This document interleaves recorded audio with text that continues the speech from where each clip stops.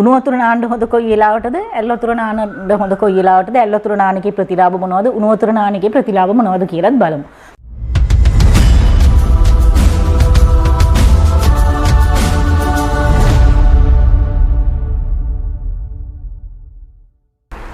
ආයිබෝවන් මම සර්වාංග වෛද්‍ය නිලානි වෙලේ කුඹුර. අද අපි කතා කරන්න බලාපොරොත්තු වෙන්නේ මේ ස්නානිය ගැන. ස්නානිය කියන්නේ නෑම ගැන. එතකොට සමහරු නාන්න අකමැති අයත් ඉන්නවා. ඒ වගේම දවස ගානෙම නාන්න ඕන අයත් ඉන්නවා. දවසක් ඇර දවසක් නාන අයත් ඉන්නවා. එතකොට සමහරු අඟහරුවාද සිකුරාද දවස් දෙක නාන්න නැති අය ඉන්නවා. මේ නාන එකෙන් මොනවද අපේ සිරුරට ලැබෙන්නේ? නොනෑවොත් මොකද වෙන්නේ? අපි බලමු ටිකක් ඔය ගැන කතා කරලා. එතකොට මේ නාන එක ගොඩාක්ම හොඳයි අපි උදේ කාලේ නාන්න පුළුවන් නම් තරුණ අයට. මොකද තරුණ කාලේ පිට ඇඟේ පිට කෝප වෙන කාලේ. එතකොට එහෙම අයට උදෑසනම අනික දැන් පීනස තියන අය ඉන්නවා. පීනස තියන අයට උනත් පීනස රෝගයේ සුව වෙන තත්වයක් තමයි උදේම නාන එක. මොකද උදේ ඔබ දන්නවා ලිඳකට එහෙම ගිහින් නාන කෙනෙක් නම් දන්නවා ලිඳක වතුර සාමාන්‍යයෙන් නිකන් අපි අත දැම්මම ශරීර උෂ්ණත්වයට කිට්ටුව වගේ තමයි තියෙන්නේ උදෑසන වතුර. එතකොට ඒ වෙලාවේදී නාන එකෙන් සිරුරේ සෞඛ්‍ය හොඳටම වර්ධනය කරලා දෙනවා. ඒ වගේම මේ නාන එකෙන් ඔබ දන්නවා අපේ ශරීරයේ තියෙන බ්‍රාජක පිත කියන එකෙන්. ඒකෙන් තමයි තෙල් ගෑහැම එහෙමත් ශරීරයට තෙල් උරාගන්නේ. ඒ වගේ මේ වතුරත් අපේ සිරුරට උරා ගන්නවා. මේ වගේම අපිට නෑ හැම උදෑසන අමුතු ප්‍රාණවත් ගතියක් ඇඟට දැනෙනවා. එතකොට අපි නිකන් හරි ෆ්‍රෙෂ් ගතියක්, අලුත් ගතියක්, නැවුම් ගතියක් දැනෙනවා. මේ ප්‍රාණවත් ගතිය, නැවුම් ගතිය අපිට උදෑසන මං හිතන්නේ රාජකාරී වලට යන කෙනෙක් නම් ප්‍රබෝධයෙන් මුළු දවසම වැඩ කටයුතු කරගෙන යන්න ඒක ලොකු රුකුලක් හැකියාවක් ලැබෙනවා. අනික අර ඇඟේ තියෙන තෙහෙට්ටුව, දාඩිය, අර ඇඟේ කසන වගේ අපහසු ගතිය ඇඟට ඒ අපිට නිකන් ඉරිටේබල්. ඒ කියන්නේ අපි නිකන් ඇඟ කහලා වගේ හරි අපහසු ගතියක් අපිට ඇඟට දැනෙනවා වැඩ කරාම මහන්සි වුණාම.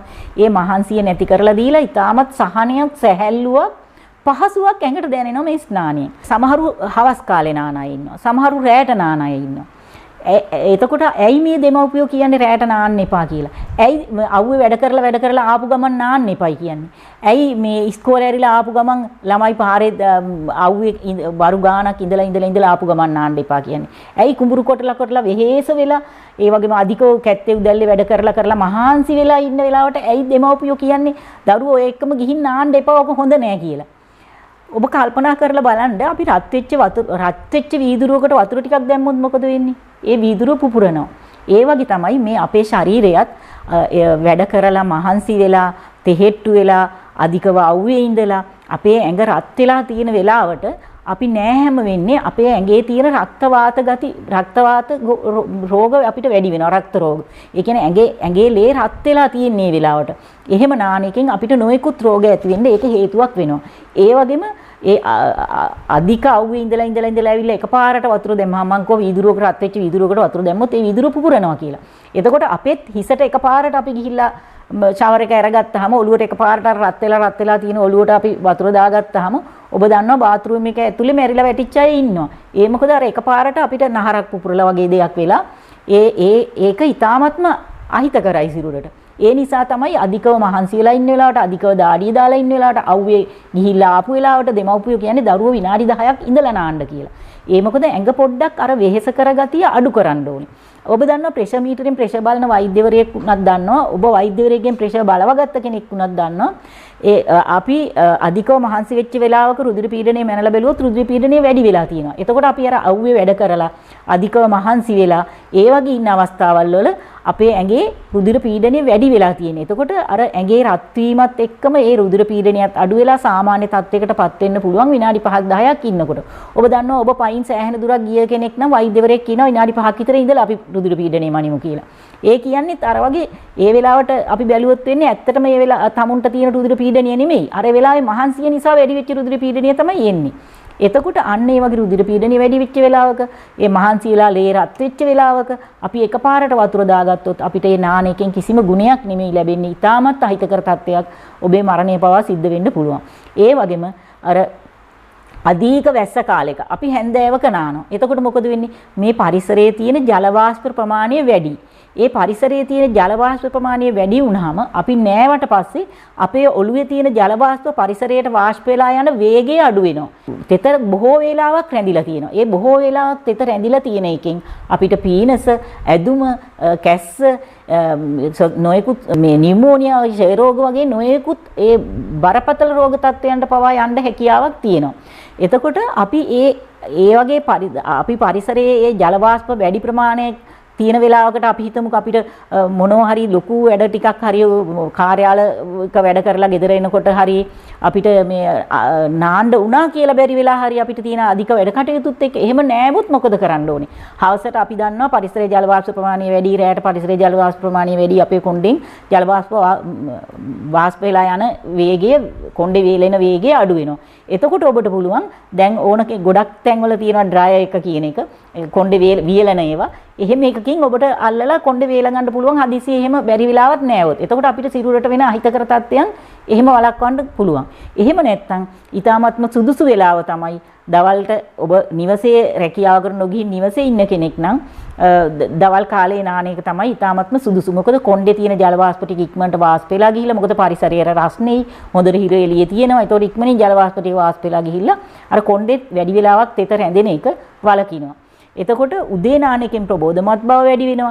දවල්ට නාන එකෙන් අර ඉක්මනින් අර ජල වාෂ්ප පිට වෙලා ගිහිල්ලා අපිට සිරුරට වෙන්න තියෙන රෝග තත්ත්වයන් වළක්වලා ඇඟට පහසුවක් ලැබලා දෙනවා.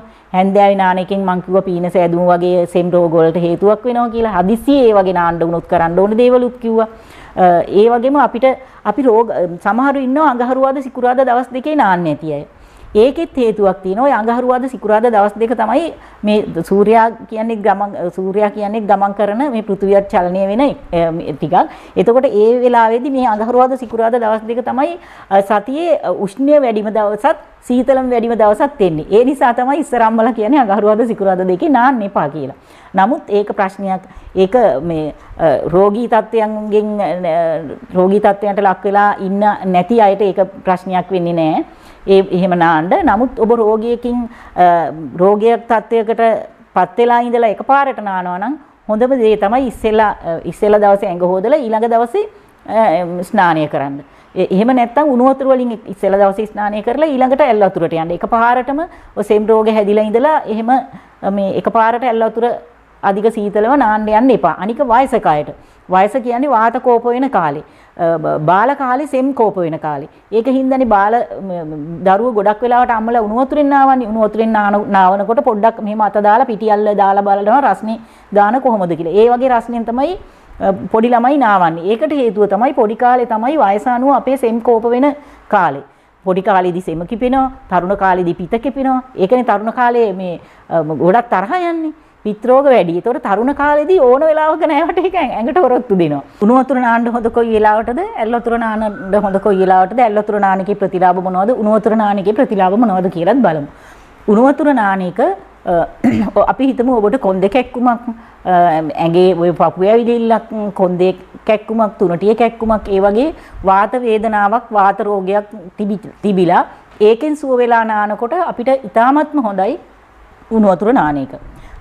නමුත් උණු වතුර හැමට එච්චර සුදුසු නෑ. මොකද හැම රැලි වැටෙන්නේ එහෙම බලපෑමක් තියෙනවා උණු වතුරම දිගටම නාන එකෙන්. ඇල් වතුර නාන එක හැමට ඉතාමත්ම හොඳයි. හැමේ සෞඛ්‍ය රැක දෙන්න ලොකුම හේතුවක් තමයි ඇල් වතුර නාන එක. නමුත් වයසක කෙනෙක්ට වාත රෝගයක් තියෙන කෙනෙකුට සවස් කාලයක උණු වතුර නානවා කියන්නේ ඉතාමත්ම හිතකර තත්ත්වයක්. නමුත් තරුණ කෙනෙකුට ඉතාමත්ම සුදුසු ඇල් වතුර ස්නානය කරන එක.